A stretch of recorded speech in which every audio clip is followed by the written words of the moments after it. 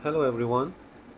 So now we are going to continue our discussion related to Python programming.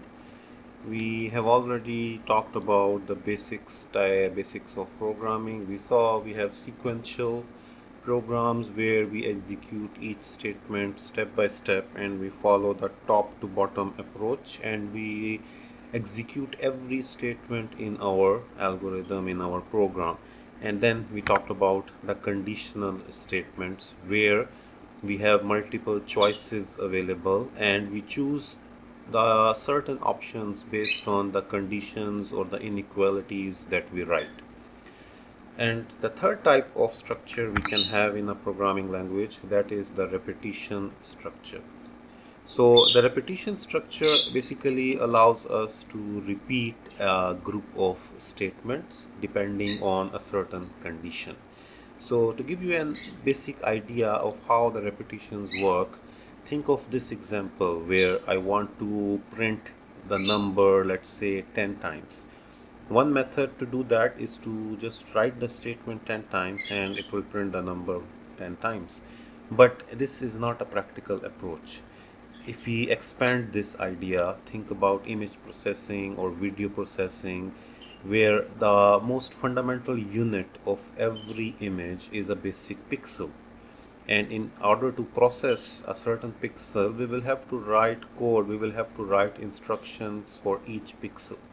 So imagine, for example, our KFUPM logo. If this is the image here, and if I zoom in, if I zoom into this image, and you will see here these small boxes which you see, these are the pixels with which this image is made of. Now, if in order to change the brightness or the color or contrast of the image, I will have to apply some operation on each pixel of the image. So if I do this sequentially, I will have to write millions of commands just to change the brightness of an image, which is, quite frankly, it is quite impractical. So what is the way? What's the approach? So what we can do is we can use a special structure which is called repetition structure. It allows us to repeat a group of statements based on certain conditions. So the first repetition structure we will use, that is called the while loop. So this repetition structure, it requires three important things. First, we must have what is called a counter.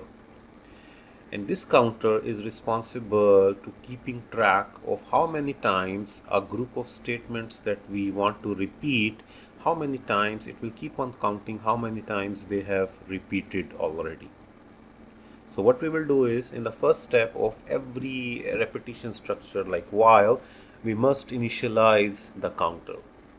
We must give it a starting value. If I want to repeat a group of statements, let's say 10 times, I will tell the counter, okay, start counting from 1. And based on that, I will provide the second step, which is called a condition. So I will tell keep on repeating until the value crosses some limit. That will be my count condition. For example, if I'm starting from 1, I want to repeat 10 times, I will keep the condition as while the count is less than or equal to 10. That means as long as the condition is true, the repetitions will keep on happening. They will keep on repeating the group of statements as long as the condition we provide remains true. So what we will do is, here in the figure you can see we will initialize the counter, we will provide a condition, and as long as the condition is true, we will keep on repeating the group of statements we have until the condition becomes false. And how the condition will become false? It will be with the help of the third step, which is called to change the counter. Change the counter means that, okay, if I gave it a starting value of 1, I check the condition that, okay, 1, is it less than equal to 10? True. Then repeat, do the work, but at the end, before we go back to the beginning, before we go back to checking the condition, we need a way to basically approach the end of the condition. If my condition was less than equal to 10, that means after doing the work one time, I need to tell the counter to increase the value. That is called change the counter. So what will happen is that here in this diagram you can see we first initialize, we give the counter a starting value, we provide the condition will be checked if count is less than 10, for example. So as long as the condition remains true, we will keep on rotating in this area of our code. So this rotation, this repetition creates what is called a loop, a circle. So we saw that in conditional statements we had branches, we had jumps. In sequential we just follow top to bottom, but in repetitions we create circles, we create loops. So as long as the condition remains true, we will keep on rotating here. If I don't change the counter, that means my counter will be stuck to a value of 1. It will never change. That means we will keep on repeating forever, which is not what I want. So we must provide a third part in every repetition structure, that is to change the counter in such a way that we are able to stop the condition eventually after some time. So when the condition becomes false, we will jump out and then move forward. So to get the idea, I will do some very simple example here. So if I have a counter variable which is equal to 1, so what I can do is I can provide a condition. I can say that okay, while the count is less than equal to 10, inside the repetition, once again it is also indented, you have to be careful, it is indented here, you must end it with a colon as well. So inside, let's say I want to print the value of count, I want to see how it is changing. Now what will happen is that initially the starting value of count is 1, then I'm putting the condition here, count less than equal to 10. So count will start with 1. So 1, is it less than equal to 10? Yes, the condition will be true. That means do the work here. I will do the work here. That is simply printing the count. But before I go back to checking the condition again, what I will do is I will increase the value of the count. That is count plus equals 1. So it will step by step increase from 1 to 2 to 3 to 4 until it reaches the value 10. So if I run this now, you will see it will print the numbers from 1 to 10. But a small change, if I put the count value instead of inside, sorry, if I put the print command here instead of inside the loop, if I put it outside, now what will happen is that the print command is outside the repetition. So inside the repetition, what will happen? Count will change from 1 to 2 to 3 to 4, 5, 6, 7, 8, 9, 10. Nothing will happen because inside the repetitions I am not doing anything here. When the count becomes 11, is it less than equal to 10?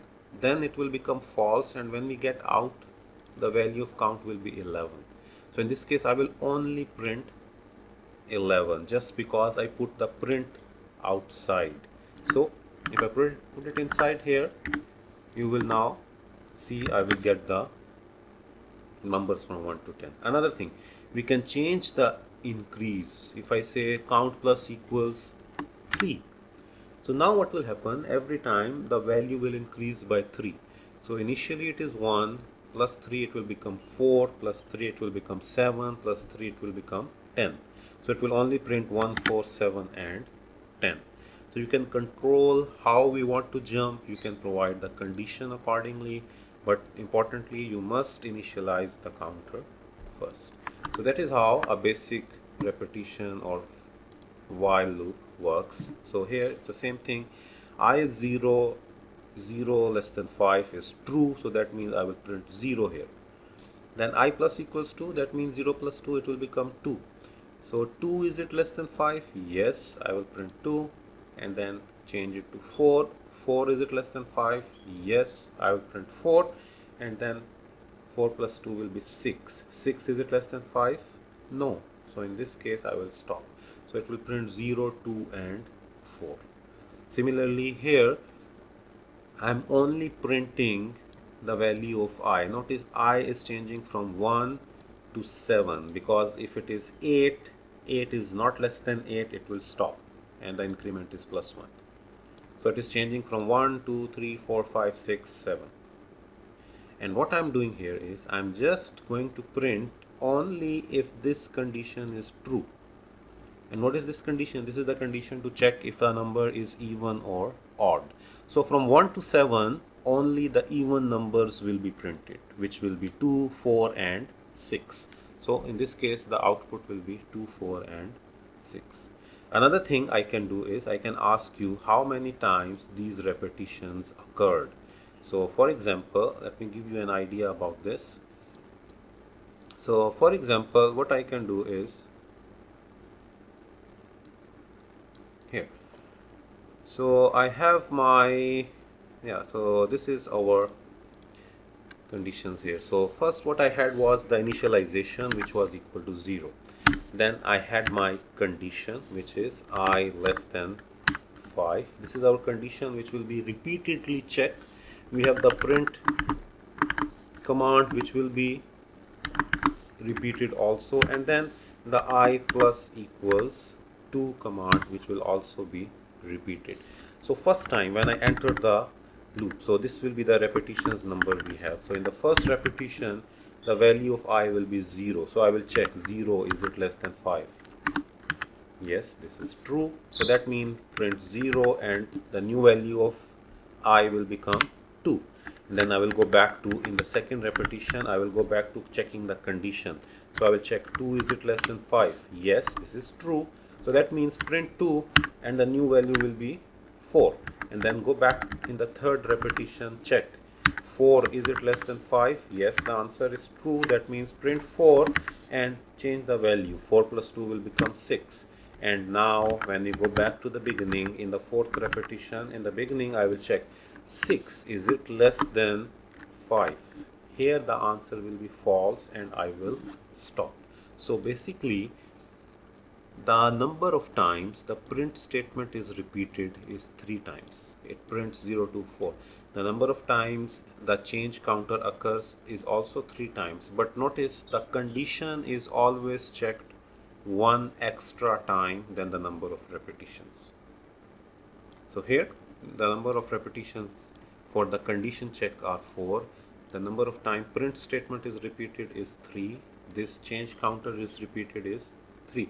So I can give you another question in the quiz. I can ask you that, okay, this is a small code fragment, and I can ask you, okay, how many times the print statement is repeated? You should say 3 times. How many times the condition is checked? You should say 4 times. What is the output of this one? This should be the output. So I can make different type of questions based on this one. Similarly, if I want to display this sequence 10, 20, 30, 40, 50, very simple one, I can just change here now the starting value from 1 to 10, and this time I want to display until 50. So my limit will be count is less than equal to 50, and notice the difference in the values 10, 10, 10, 10. So that means the increment will be 10. So now if I run this one, it will display the numbers from 10, 20, 30, 40 to 50. If I want to display them on the same line, by default what happens in the print function, it automatically moves the cursor to the new line. To avoid it, you can use the comma and equal statement. So in this parameter I can provide and with a custom character. I can end with forward slash, I can end with space, I can end with nothing also. It will put all the numbers together. So if I end with nothing, it will print the numbers like this 1, 0, 2, 0, 3, 0, 4, 0, 5. If I end it with space, it will print the numbers in this format. If I end it with forward slash, it will print the numbers in this format. So I can customize how I want to end the print function with the parameter end. So here you see 10, 20, 30, 40, 50 will be the output. Another thing we can do is, if I want to print this sequence 2, 8, 26, 80, 242, this one we discussed in the class also. You can see that the numbers, they are increasing with the multiplication of 3 then addition of 2. So the starting value here is again 2, and then the limit is 242. So here my condition will change from 50 to 242. I am printing the numbers, and every time the increase, I cannot simply plus equal. Plus equal is only when you want to either just add or just multiply or just subtract, like that. But if I have a complex equation, I cannot do that. I will have to write the actual equation. The equation will be count multiplied by 3 plus 2. So if I do it like this, I will get the result, which will be 2, 8, 26, 80 and 242. If I want to do this in reverse, I can also do that. I can start from 242. My condition will now, instead of less than, it will be greater equal to 2. So this will be the reverse implementation. But now I will have to subtract 2 first and then divide by 3. So I will have to subtract 2, divide by 3. That will give me the same numbers. Or there's another way. I can just simply do this. I can say count /3. So what /3 will do is it will divide the count by 3 and take the floor of the remaining result.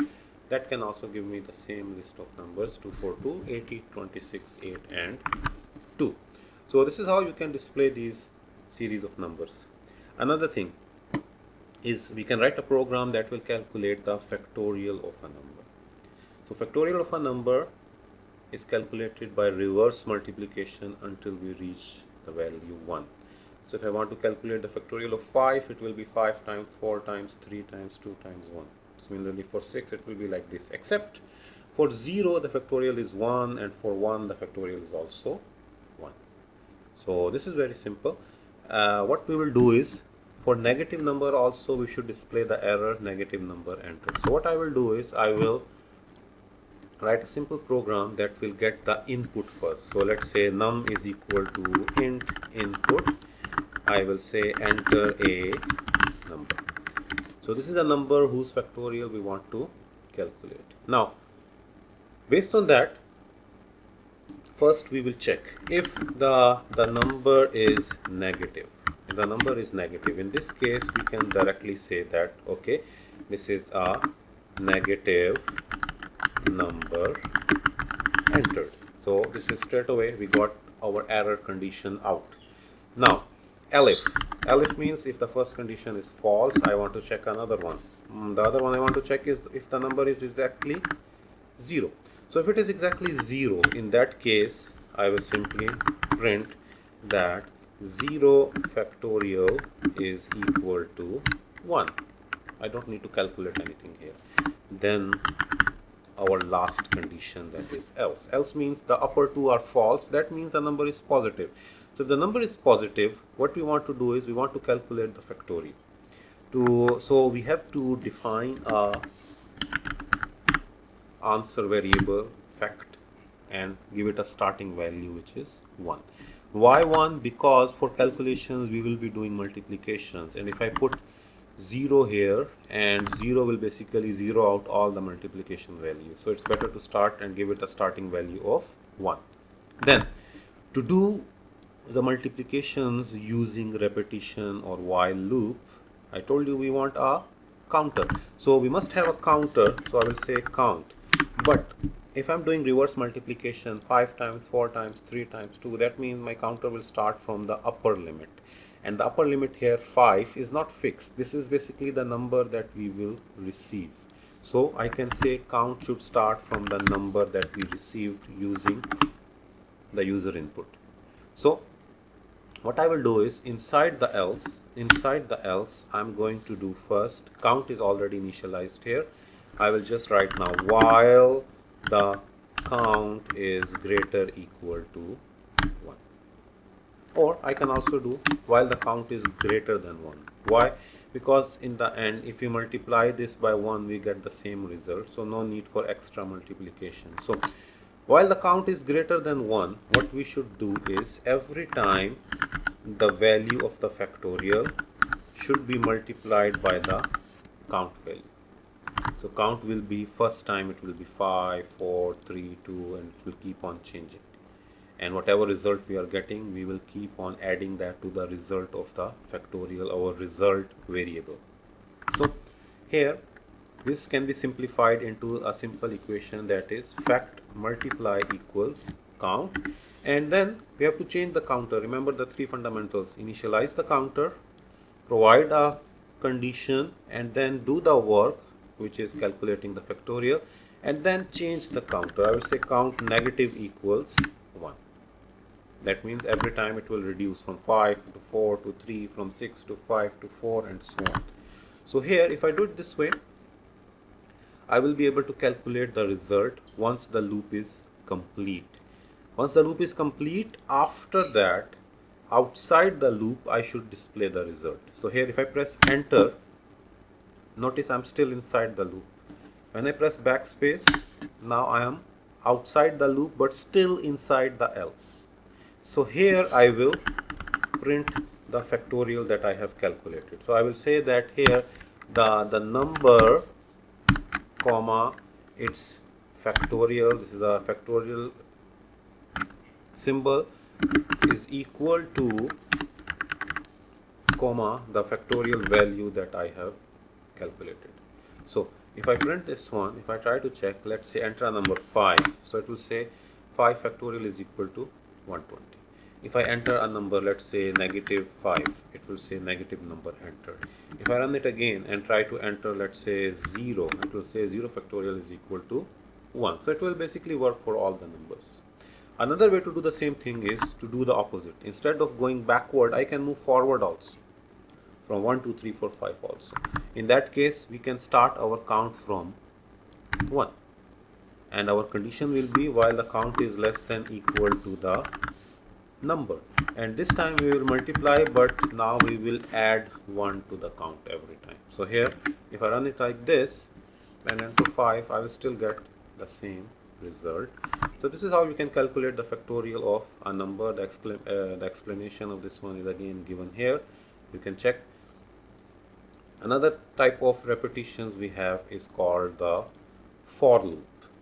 So unlike while loop, where we have a counter, we have a condition for the counter, and we have to change the counter by ourselves. In case of for loop, we just need to define a sequence, and we just need to provide the counter that sequence value. The counter here, which is I, it will automatically go through every element of the sequence, and it will keep on repeating the work here. So what is a sequence? So a sequence, it can be a group of numbers, it can be a list, it can be a string, it can be a range of numbers as well. For example, I can show you an example here. I have a list of numbers. So I can say here, let's say my list is equal to, in the square brackets, I can type some numbers here, 30, 40, 50, 60.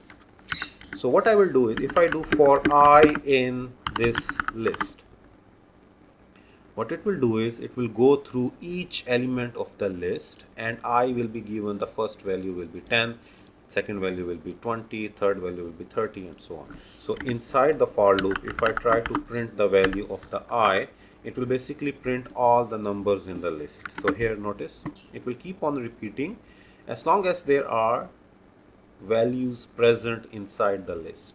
So the sequence, where it said define a sequence, the sequence can be a list.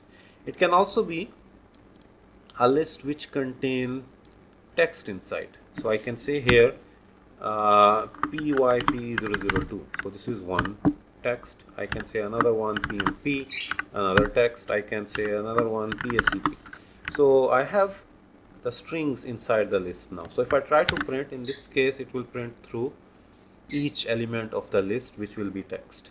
Now the sequence which we are talking, besides list, it can also be a string. So if I just put here, PYP002 in the form of a string, so this is not a list anymore, this is some text.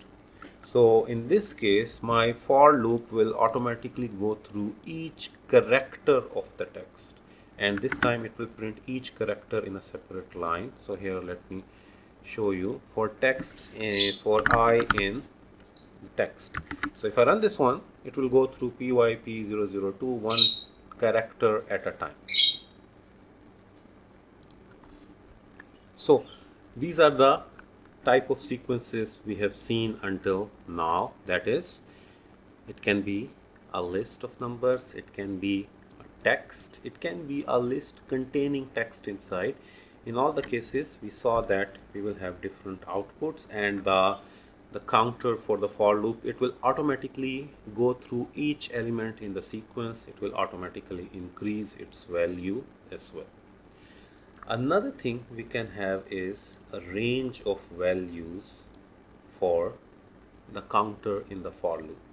So what is a range? A range is a function which is used to create a sequence of number with some specific parameters. We have the start, stop, and the step count. So let's begin with the basic one. If I type here, I'm going to create my custom sequence of numbers now. If I type here range 5, so what will happen now is that the sequence which is created, it will contain 5 numbers which are starting from 0. So that will be 0, 1, 2, 3 and 4. 5 will not be included. So if I run this one, you see I will get the number 0, 1, 2, 3, 4. If I want to print them on the same line, like I showed you before, I can do AND with the space. So here it will print the numbers on the same line. So this is the first use of the range function. I can also do this. If I say 5, 20. So what will happen is that it will start generating the numbers from 5. 5 will be included, and it will keep on increasing the number one step at a time, from 5 to 6 to 7 to 8, 9, 10 and so on until we reach 20. But 20 will not be included in the numbers. It will be always one less than the limit. If the limit is 20 here, the numbers will be from 5 to 19. So here 5, 6, 7, 8 until 19. So this is another use when we have two arguments. The third type of argument we can have is comma the increment. Notice here the increment is +1, +1, +1. I can customize it. I can change it to, let's say, 4. That will be my third input. That is, what is the jump? So first number will be 5. 5 plus 4 will give me 9.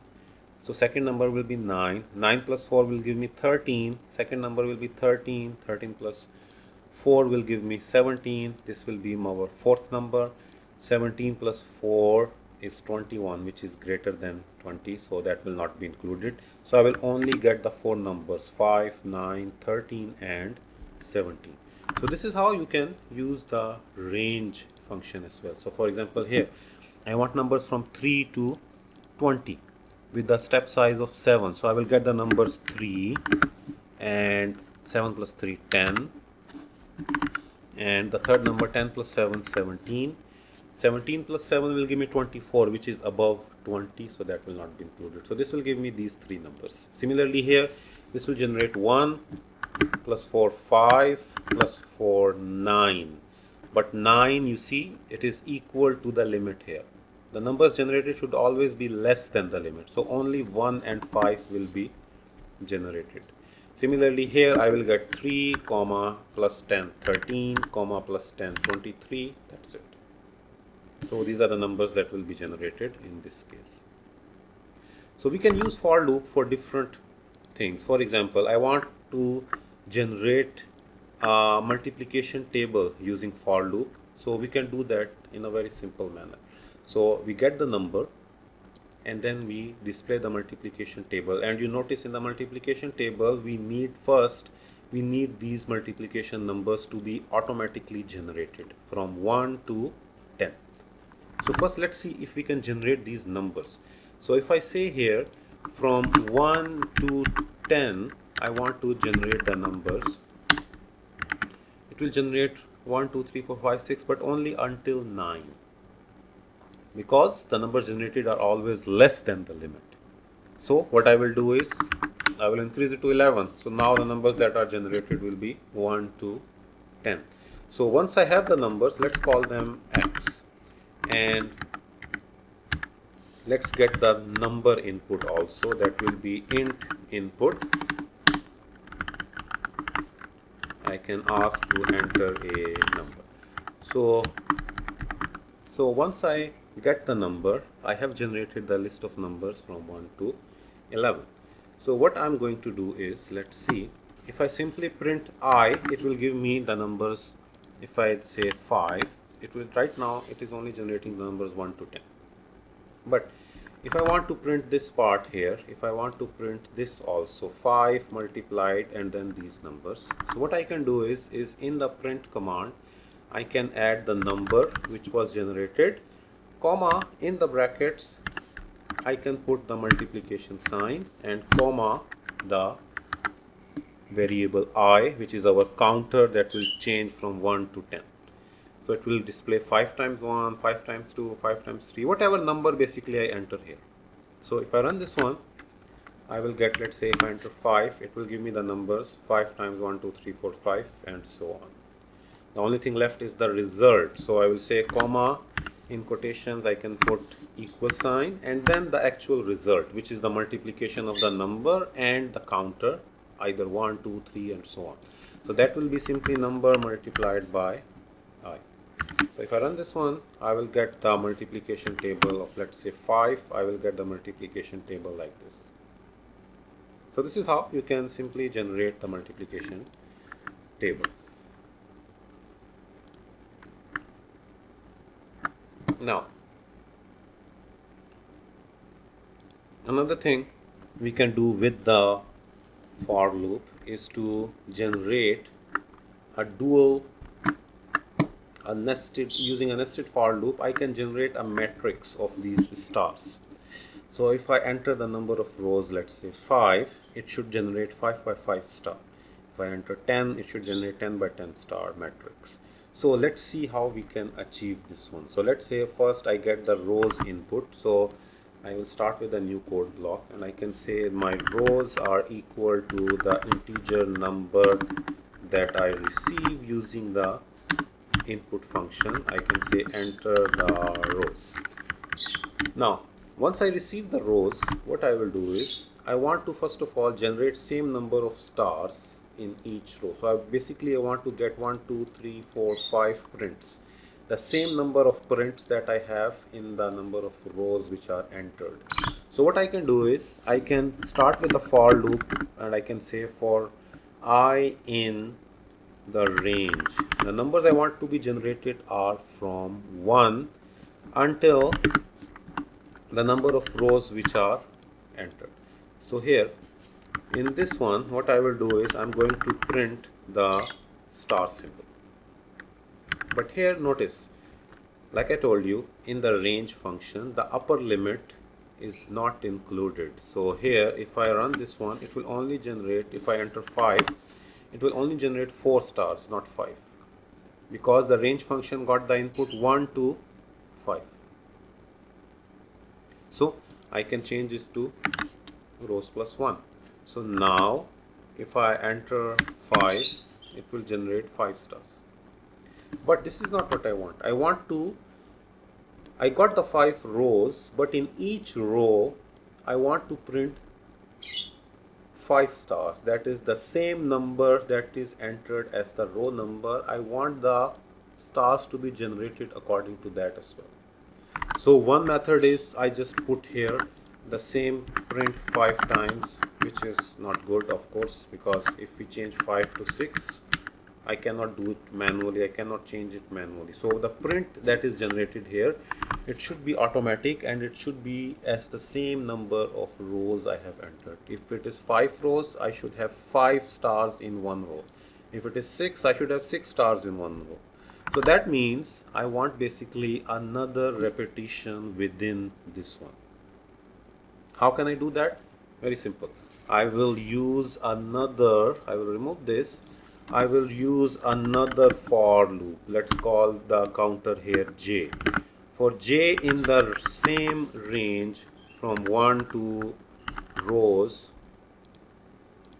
plus 1. In the same range, what I'm going to do now is I'm going to print the star symbol. So what will happen is that when I is equal to 1, so here let me show you, when I is equal to 1, in that case the value of j, when I is equal to 1, the value of j will change from 1 to 5. Let's say the number of rows I entered is, let's say 5. So when I is 1, the value of j will change from 1 to 2 to 3 to 4 to 5. And when it changes 5 times, each time we are going to print a star. And once it is complete, after that the upper loop will do its next repetition. So that means after all of this is complete, now the value of I will change to 2. So when the value of I changes to 2, we go inside the for loop, and again the j value will start from the beginning. It will go from 1 until 5. So it will again move like this. And what we are doing inside the for loop, we are printing. So that means we will print the star 5 times here, 5 times here, 5 times here. So 25 times we will print the star. So this should generate the 2 by 2 the square matrix. So if I run this one and I enter 5, the problem is it will give me 25 stars, but they will be on different line. Why? Because I told you the print function automatically moves to the new line after it is done printing. To keep it on the same line, we have to use, just like I did before, equal and equals space.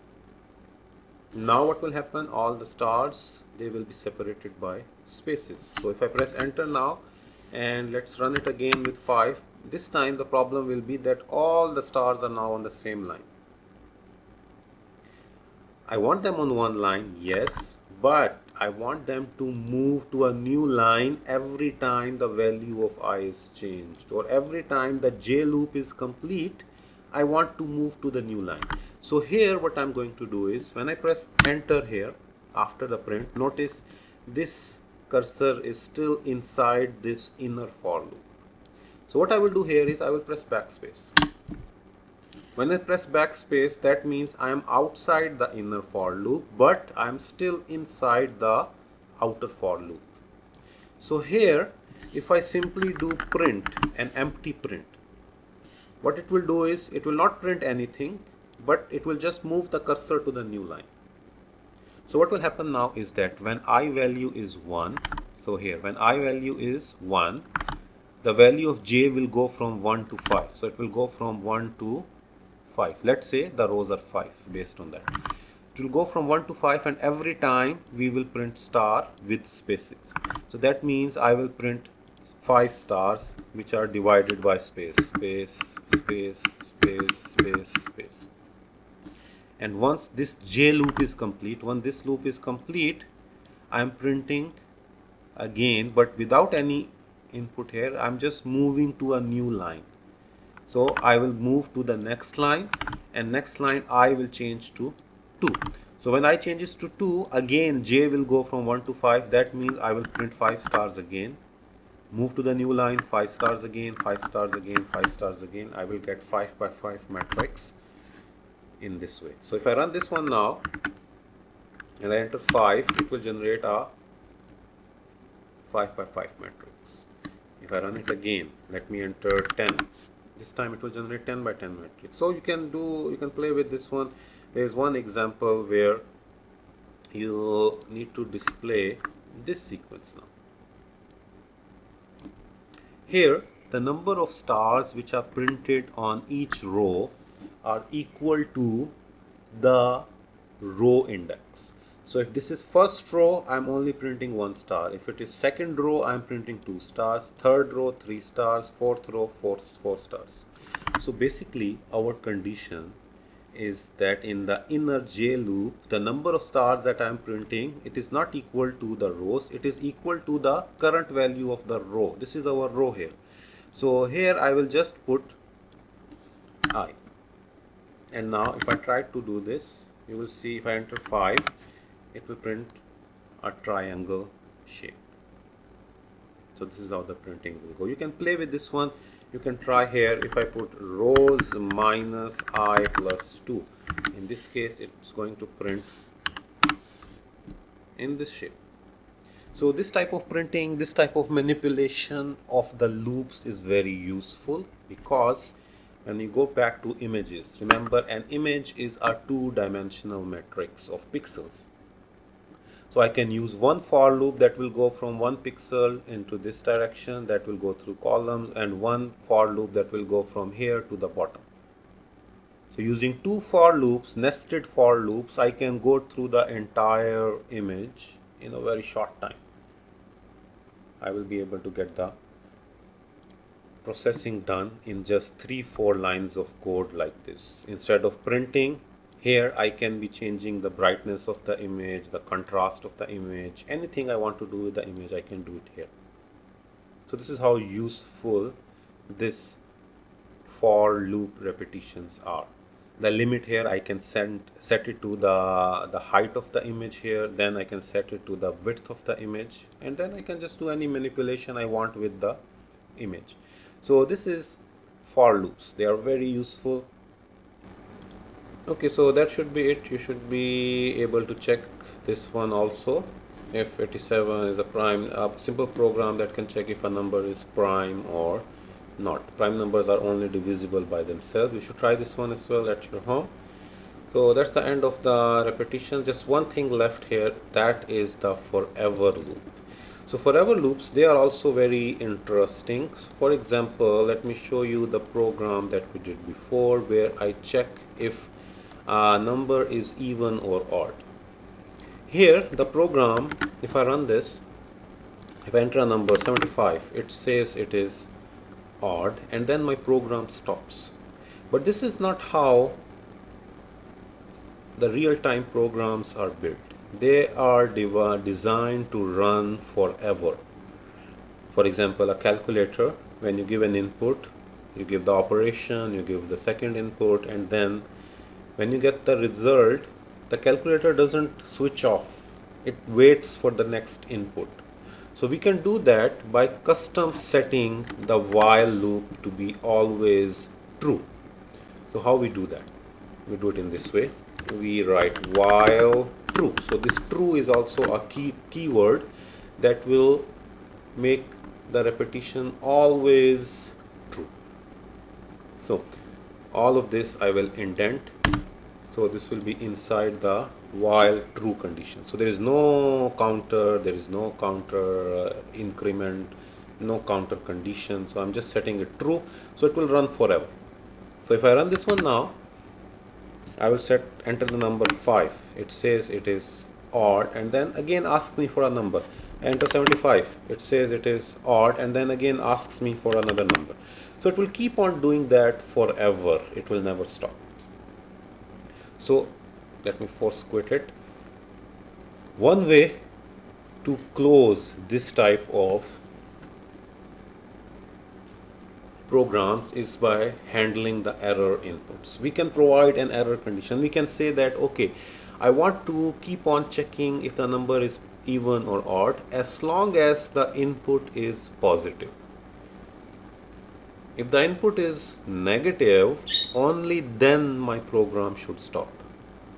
So what we do in these cases is that as soon as we get the input, we check our error condition. We check that, okay, if the number is less than 0, that means the number is negative. So in this case I will print, let's say, error, or I can say wrong input, and now I want to stop. I want to get out from the repetition. To get out, in this case we use a keyword which is called break. So we have a keyword which is called break, another one which is called continue. Break keyword, what it will do is it will stop the repetition and get out from it. The continue keyword, what it does is that it doesn't move any forward, it just goes to the beginning of the repetition. But we will not use the continue, we will just use the break statement here. So whenever I type break here, it will automatically stop my program. So here, let's see. If I run it again, enter a number 78, it says even, and then asks me again 87, it says odd, asks me again. It will keep on doing that forever until I enter, let's say, -4. Now it will say, let's see, error, wrong input, and my program stopped now. So this is forever loops. These are also very useful, especially when you are doing real-time programming in Python. So that's the end of this lecture. I hope you got the basics of how the repetitions work in Python. Thank you everyone.